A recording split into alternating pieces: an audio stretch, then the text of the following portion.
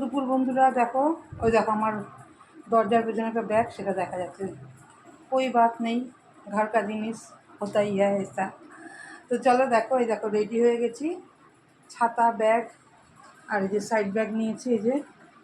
তো বেরোবো এখন, দেরি হয়ে গেছে অনেকটা। মার ওখানে যাব, ওখান থেকে তারপরে যাব মাসির বাড়িতে।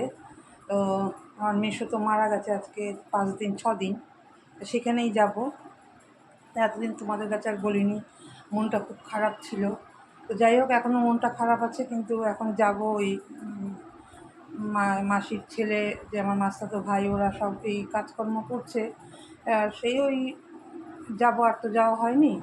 তো তাই রেডি হয়ে গেছি, বিকেল দিকে যাব, আবার আজকে আবার ফেরত আসবো, আবার কাজের দিন আবার যাব, কাজের আগের দিন।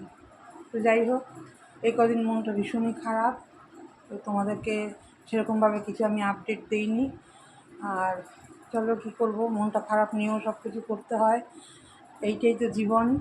তো চলো যাই। মাস্তাতো ভাই ওখানে এই কাজকর্মগুলো করছে, ও একাই, আর দিদি আছে। তো যাই হোক, যাই দেখে আসি, মাসিকেও দেখে আসি। তো তারপরে আর যাওয়া হয়নি আমার। তো চলো যাই, রেডি হয়ে গেছি, বেরোই, অনেকটা দেরি হয়ে গেল। চলো টাটা, আবার দেখা হবে পরে।